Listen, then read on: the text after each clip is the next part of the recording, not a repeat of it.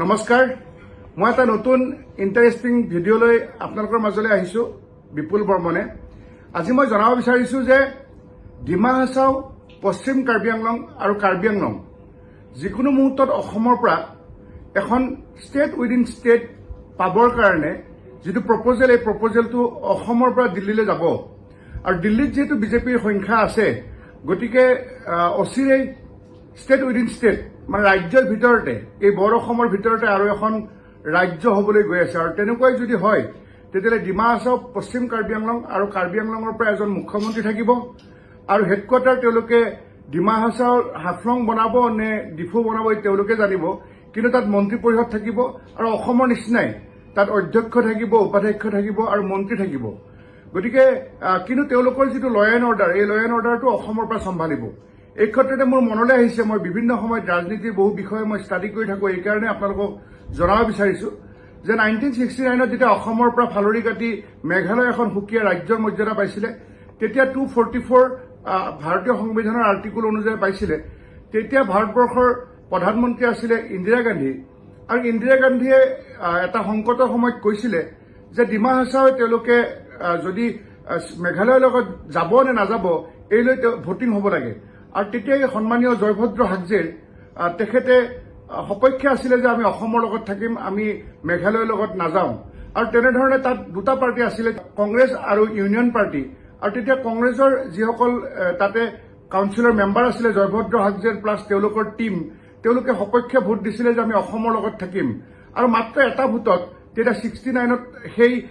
ধুনীয়া মনোমোহা হাফলং আৰু ডিমা হাছাও উত্তৰ কাছা পাৰ্বত্য জিলাখন মেঘালয়ৰ লগত নগ'ল আৰু যদি তেতিয়া সেই ভোটত জয় হৈ মেঘালয়ৰ লগত গুচি গ'লহেঁতেন তেতিয়াহ'লে লামডিঙৰ পৰা সেই যে আমি হাতীখালী লাংটিং কালাচান মাহুৰ মাইবাং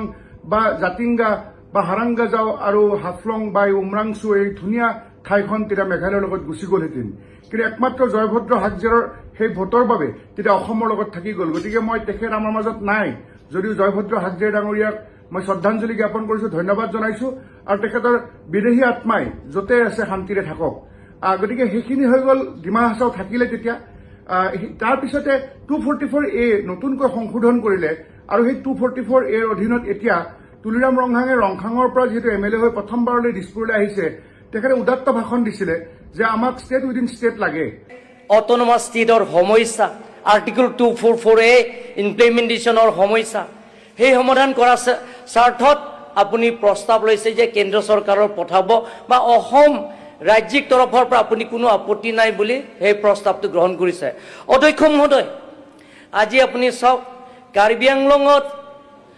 যদি আপুনি চায় যে অট'নমাছ ষ্টেটৰ আন্দোলনত আপোনালোকে ভুল ভাবিব নালাগে যে autonomous state mean state within the state of Assam যে অসমৰ আমি বিভাজন নকৰোঁ অসমৰ বৰ অসম কৰা স্বাৰ্থত যে কাৰ্বি আংলঙত যে আপোনালোকে জানে যে চাৰিসীমা বহুত ডাঙৰ bigger than Goa and Sikkim even Tripura also we have total geographical boundary 10,434 square kilometre above sir সেইটো as per constitution of India article 244A সেইটো আমি বিচাৰিছোঁ আৰু সেইটো সংগ্ৰাম কৰা সময় আমি কাৰ্বি আংলং আৰু ডিমা হাছাও ৰাইজে যে মিলিটেন্স গ্ৰুপৰ বহুতো যুৱক যুৱতীয়ে ওলাই আহিছে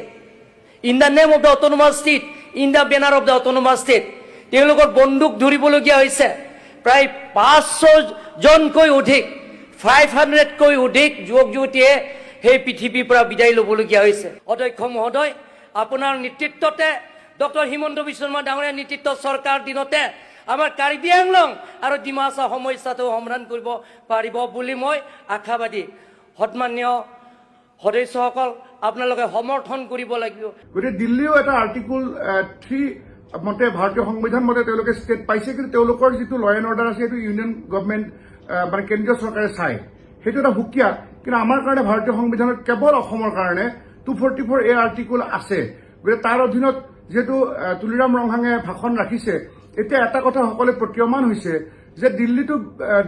বিজেপি আছে দিছপুৰতো বিজেপি আছে ডিফুতো বিজেপি আছে আৰু ডিমা হাছাওতো বিজেপি আছে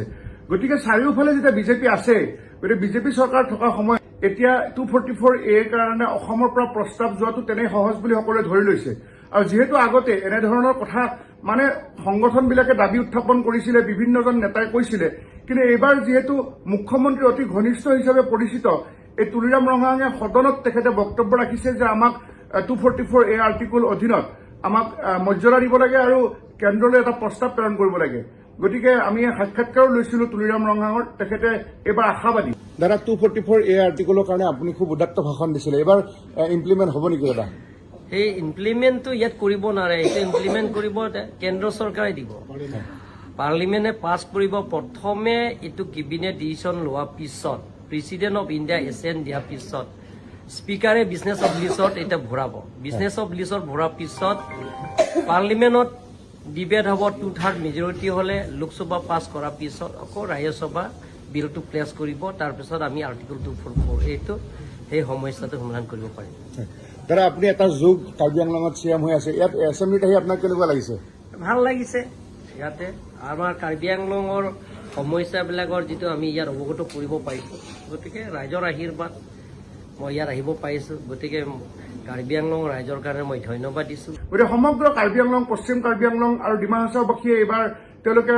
আশাত বন্দী হৈছে যে আগতে 40টা বছৰ সকলোৱে কেৱল ৰাজনীতি কৰিলে 244A লৈ কোনো ইমপ্লিমেণ্ট নকৰে। কেতিয়াবা যদি দিছপুৰত যদি কংগ্ৰেছ চৰকাৰ থাকে, দিল্লীত কংগ্ৰেছ চৰকাৰ থাকে, তেতিয়াহ'লে হয়তো ডিমা হাছাওত কেতিয়াবা অগপৰ চৰকাৰ আছিলে, বা যদি ডিমা হাছাওত অগপৰ চৰকাৰ আছিলে তেতিয়াহ'লে অসমত অগপৰ চৰকাৰ আছিল, দিল্লীত কংগ্ৰেছৰ চৰকাৰ, বা দিল্লীত এখন নেশ্যনেল গভৰ্ণমেণ্ট থাকে, কোৱালিশ্যন। মুঠৰ ওপৰত ক'ৰবাত নহয় ক'ৰবাত বাধা থাকে। কিন্তু এইবাৰ সকলো বাধা আঁতৰি এইবাৰ দিল্লী, দিছপুৰ, ডিমা হাছাও, ডিফু সকলো দিতে কেৱল বিজেপি চৰকাৰ। গতিকে এইবাৰ 244A ইমপ্লিমেণ্ট হোৱাৰ যথেষ্ট সম্ভাৱনা আছে। আৰু যদি ইমপ্লিমেণ্ট নহয় তেতিয়াহ'লে ভৱিষ্যতে আৰু বিজেপি চৰকাৰে বা এই পাহাৰৰ বাসিন্দাসকলে আৰু কাকো দোষাৰোপ কৰিব নোৱাৰিব। কাৰণ ইমান এটা সুবৰ্ণ সুযোগ পাওঁতে যদি তেখেতসকলে ষ্টেট উইদিন ষ্টেট নাপায়, তেতিয়াহ'লে ভৱিষ্যতে আৰু এইটো লৈ ৰাজনীতি কৰাৰ আৰু কোনো বাট নাথাকিব। গতিকে মই পুনৰবাৰ কৈছো যে ষ্টেট উইদিন ষ্টেট থাকিলে ইয়াত অসমৰো কোনো লছ নাই, বৰঞ্চ পশ্চিম কাৰ্বি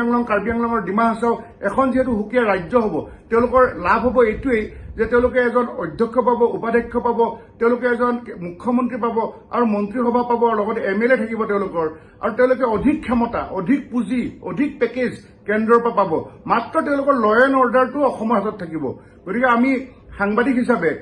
পাহাৰীয়া তিনিওখন জিলাৰ নেতাসকলক শুভেচ্ছা জনাইছো যে আপোনালোকে এতিয়া যিহেতু আপোনালোকৰ সংখ্যা আছে, আপোনালোকে কৰি লওক। ষ্টেট উইদিন ষ্টেট হলে আপোনালোকে অধিক সুবিধা পাব। আৰু আমি কেতিয়াবা ভৈয়ামৰ পৰা আমিও পাহাৰলৈ গৈ সেই মনোমোহা ঠাইত থাকি আপোনালোকৰ স্বায়ত্ত শাসন, আপোনালোকৰ ষ্টেট উইদিন ষ্টেট, আপোনালোকৰ বৰ অসমৰ ভিতৰত থাকি সেই যিটো ৰাজ্যৰ মৰ্যাদা পাব, সেইটো আমি কেনেধৰণে আপোনালোকে চলাইছে সেইটো আমি দেখিবলৈ